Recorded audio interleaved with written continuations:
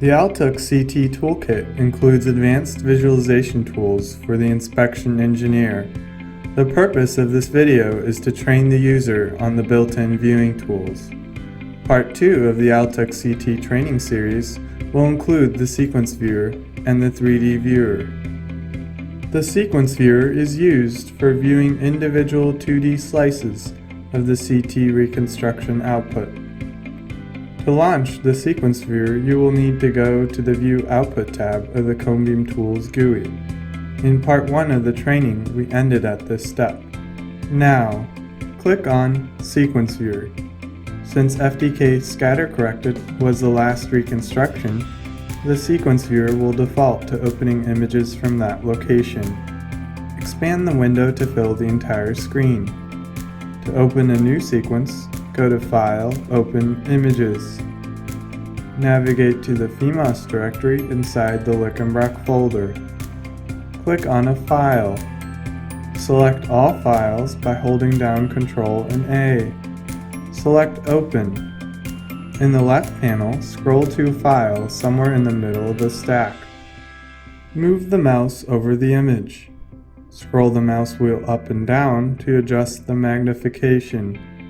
Press the mouse wheel down while holding the mouse to pan. Hover the mouse over the image. Notice the information at the bottom left corner. This indicates the pixel location of the mouse and the intensity of the image at that location. In the upper right, information is displayed about the width of the contrast window, shown as Window, and the center contrast level, shown as Level. In the panel on the left, click on Display. Move the slider bars or edit the text boxes to change the display contrast. Notice the contrast adjustment in the image corresponding to the change in the contrast limits. There is another option for adjusting the contrast. Click anywhere on the image. Continue to hold down the left mouse button and move up and down to see changes. Keep holding the left mouse button down and move the mouse left and right. You will notice the contrast slider bars move as Window and Level are updated. Move the Gamma slider bar slightly to the right. Gamma controls the overall brightness of the image. Under Contrast Settings, check the Maintain Intensity checkbox.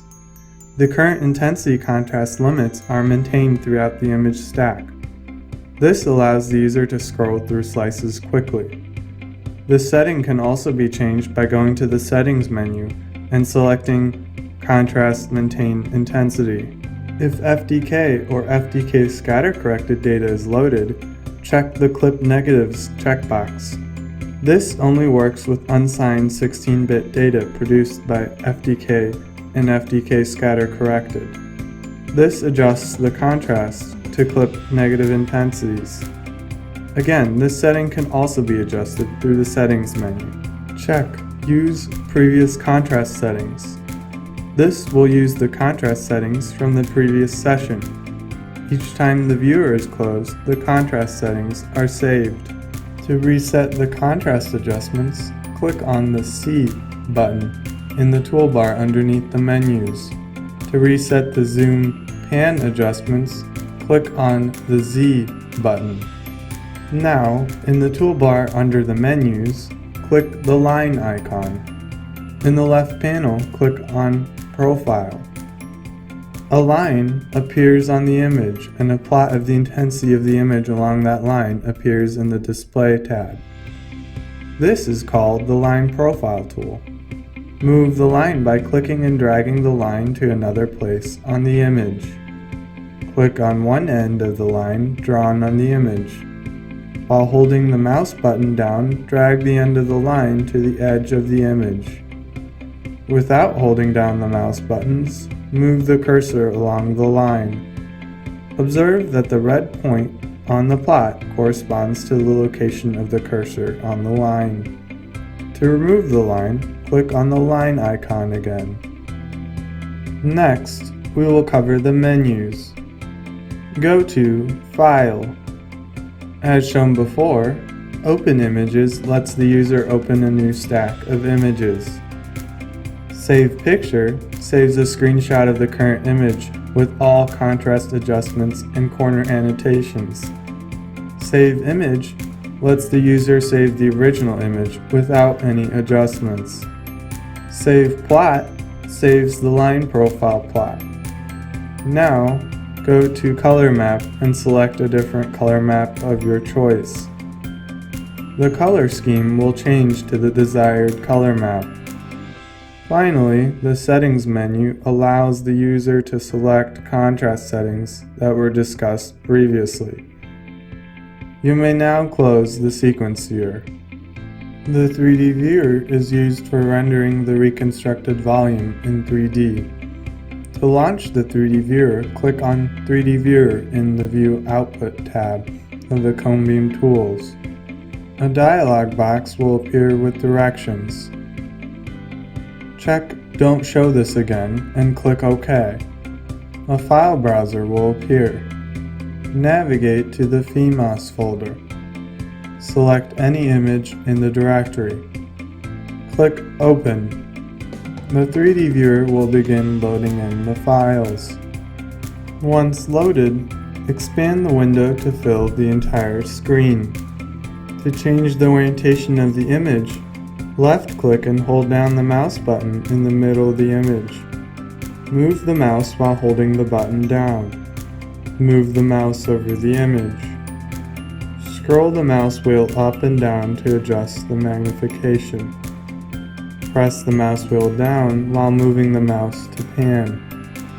To reset zoom pan, click the R toolbar button under the menus.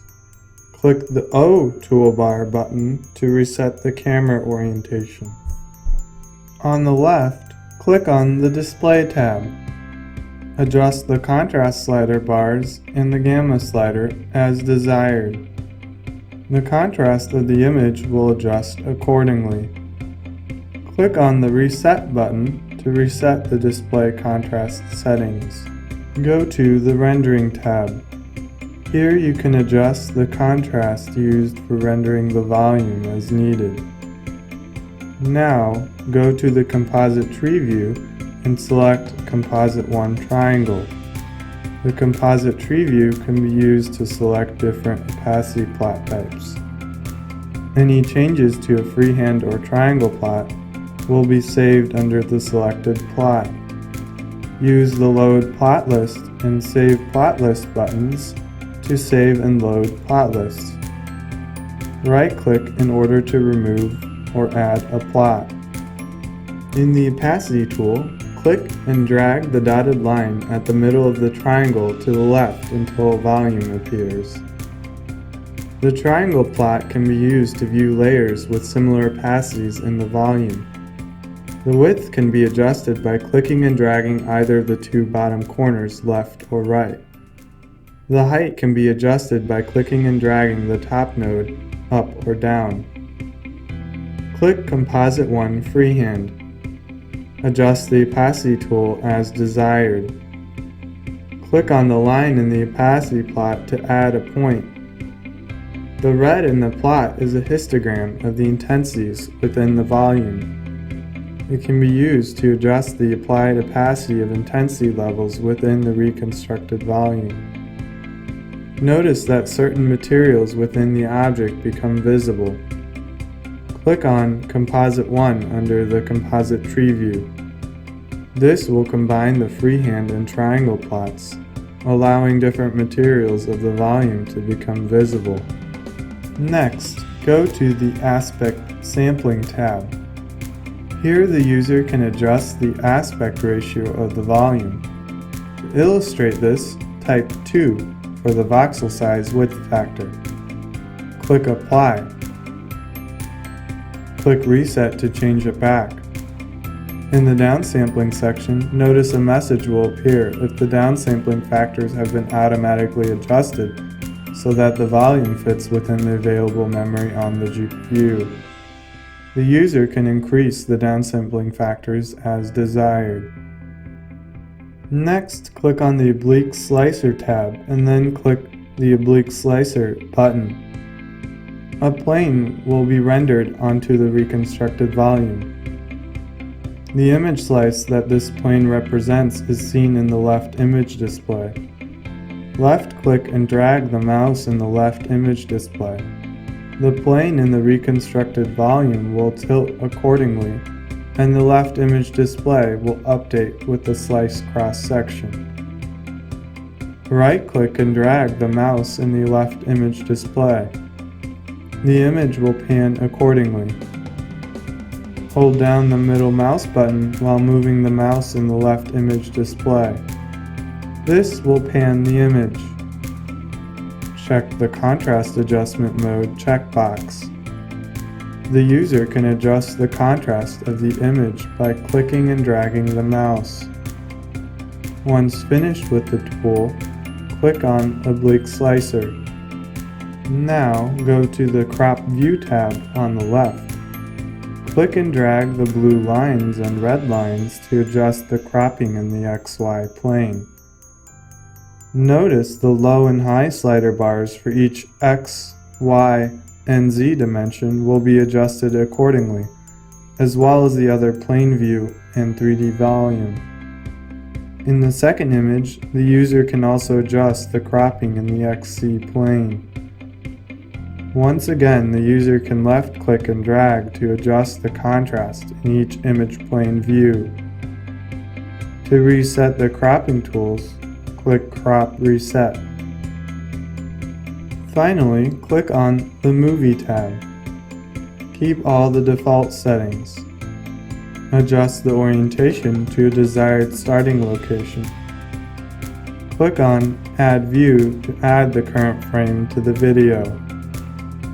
Change the rotation and/or magnification of the volume to a new desired location.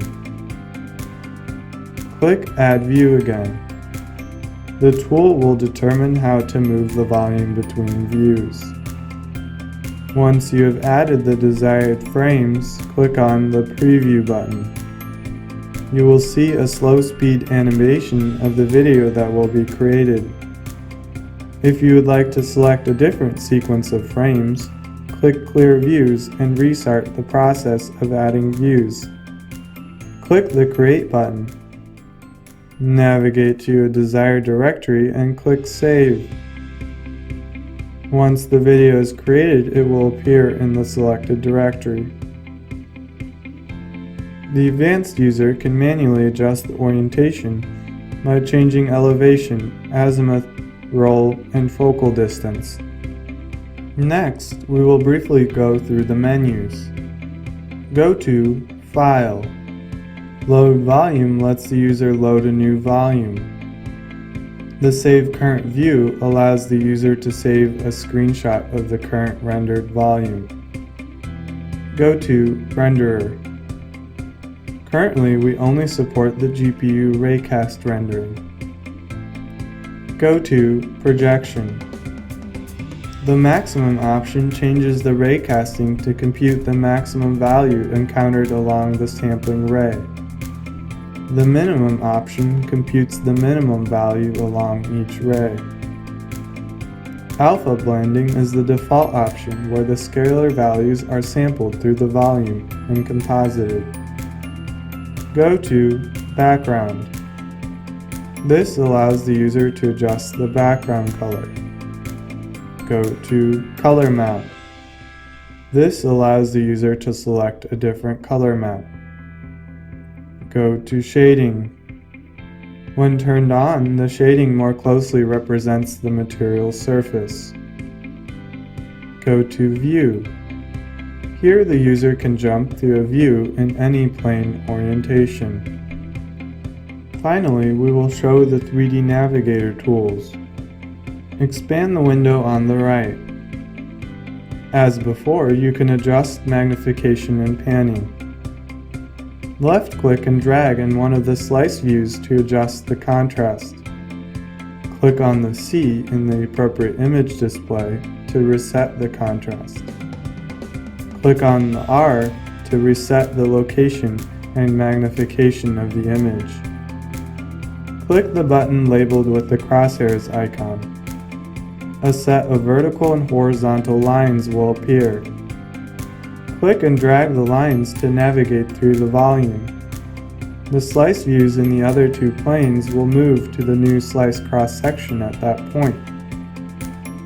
To remove the crosshairs tool, click on the crosshairs icon again. Click and drag the title of one of the three image displays. You may place this window at another location within the 3D viewer, or you can detach the window from the main 3D viewer program to view the image in a separate window. You may now close the 3D viewer. In part 2 of the training, we learned how to use the Altux CT viewing tools for examining the CT reconstruction output. In part 3, we will learn about some of the advanced features of the Altux CT software package. If you have any questions, please contact customer support at support@lickenbrock.com.